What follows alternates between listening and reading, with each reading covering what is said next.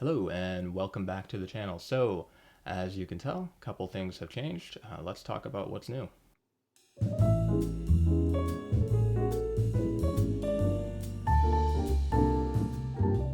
First off, I cut my hair. So I did that because it is now spring, weather's warming up, and I like to work out a lot outside, and just the long hair was a bit much. So cut the hair.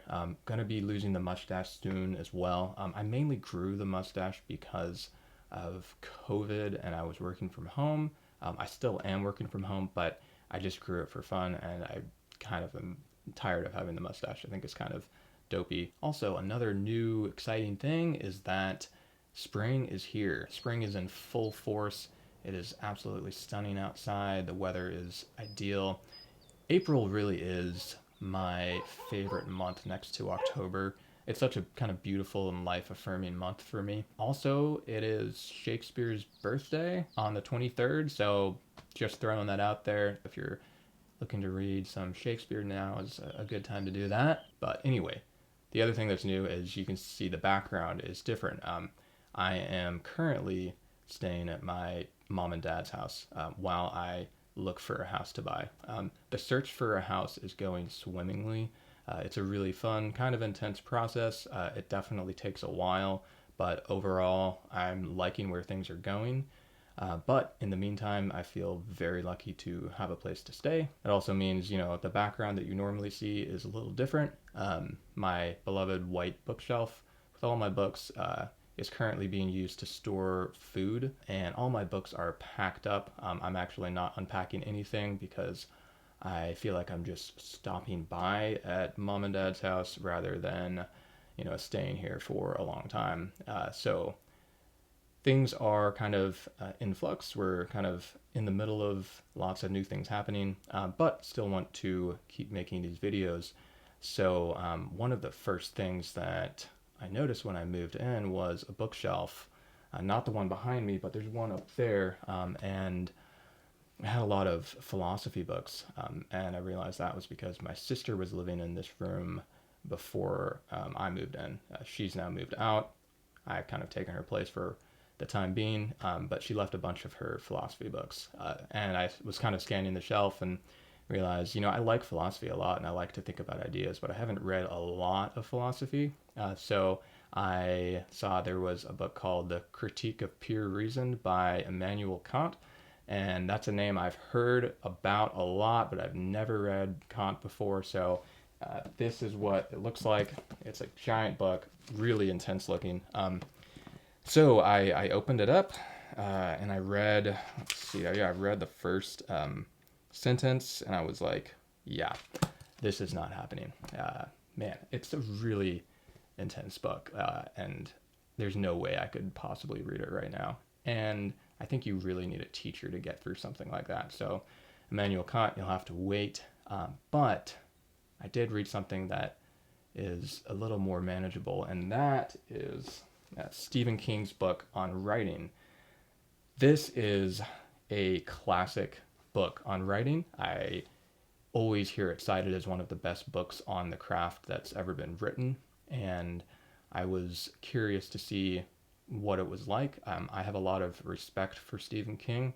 I wouldn't call myself an avid fan, but I've read several of his novels. I think the last one I read was the JFK assassination book. I think 11/22/63. I read that probably 8 years ago, and then I read another one. I think it was called Joyland, maybe. It was set at a theme park. It's not one of his better known books, but it was actually really enjoyable. But again, I have a lot of respect for Stephen King, and the book on writing is definitely an example of why. The funny thing about the book is that you kind of get the sense that he doesn't really want to write a book about writing. He would rather just let his work speak for itself and let the work be the instructor, and not an actual book about the craft. But he gets himself to write it, and he does something pretty interesting with it. And he spends the first part of the book talking about his life. And actually, the book is called A Memoir of the Craft.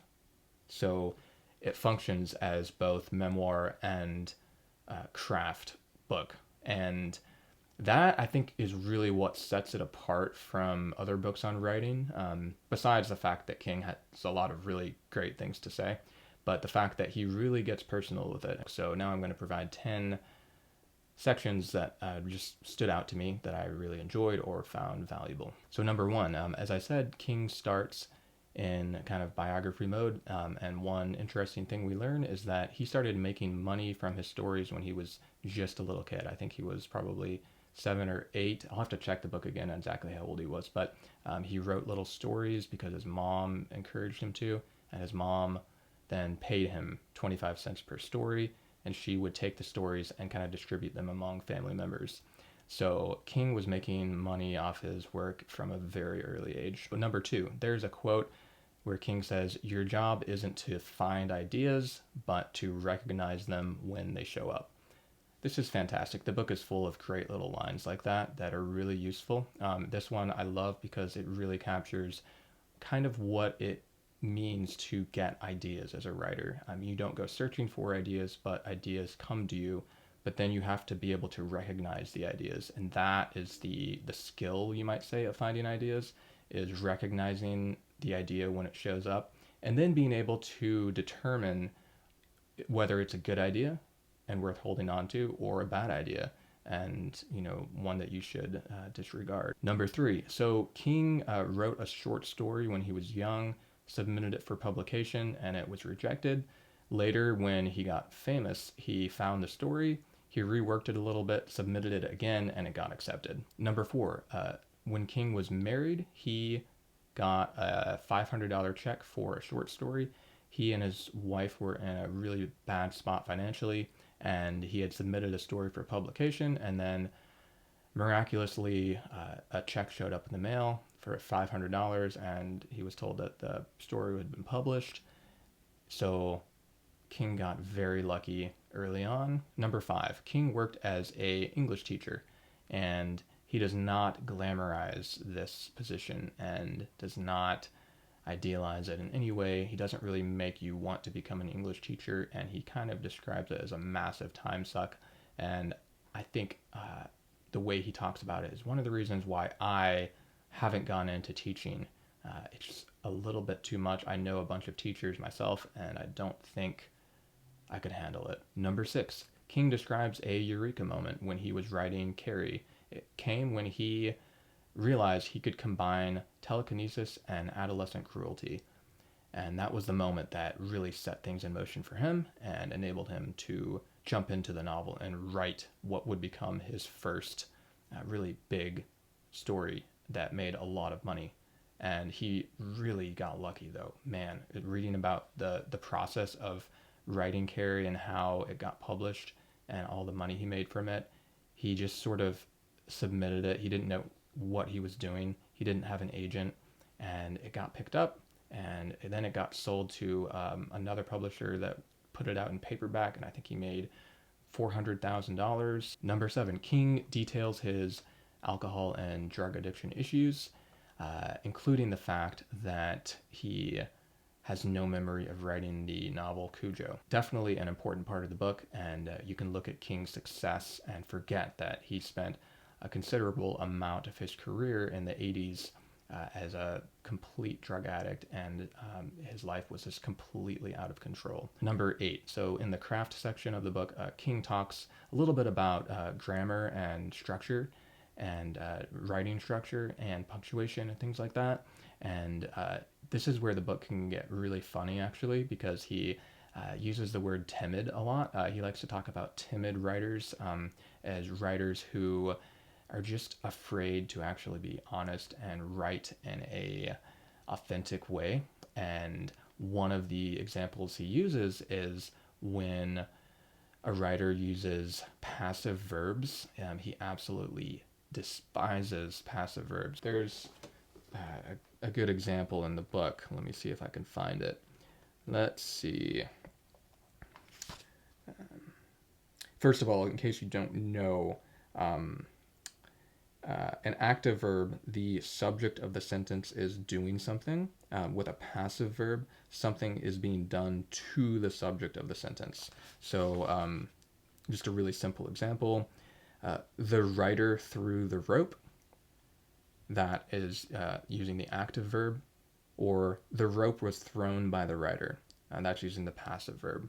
So obviously you know which one to use, but then he gets into a bunch of other examples that are kind of atrocious, and one of my favorites is my first kiss will always be recalled by me as how my romance with Shayana was begun. And then he kind of reworks it and says a better way to write that would just be my romance with Shayana began with our first kiss. I'll never forget it. So that kind of just gives you a sense of the really kind of simple, compact writing that King is known for. But no matter what type of writer you are, definitely try to follow this advice. Stay away from passive verbs as much as you can. It's obvious they just don't work. Stick with the active verbs. Number 9. So King talks about his daily writing process quite a bit in the book. And one of the things he says is he'll write 2,000 words a day. Now, it's a little intimidating. That's a lot to write a day. He writes every day as well.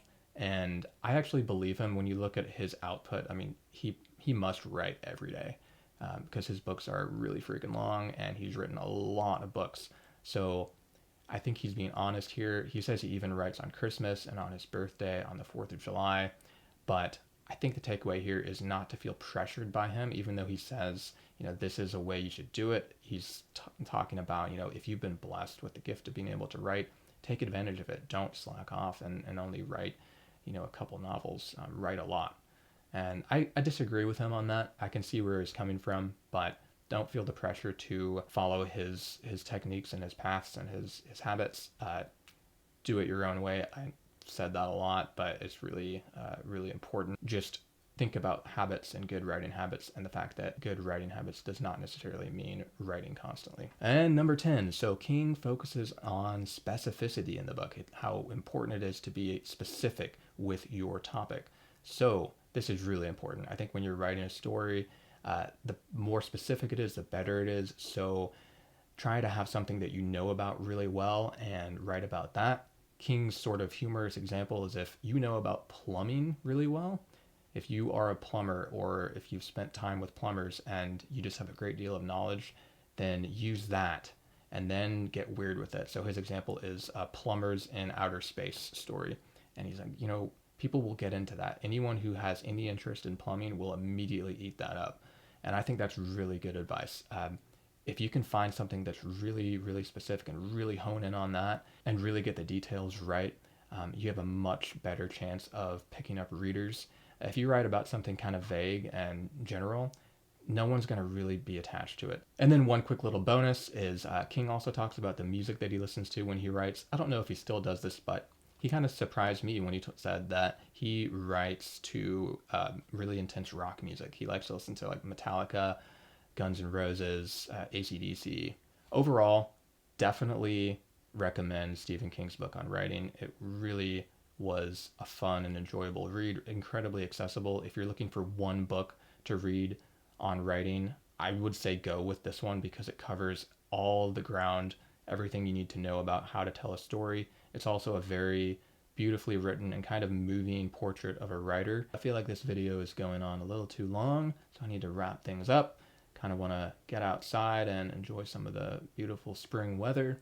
So hope you have a great weekend, whatever you end up doing. And thanks so much for watching this.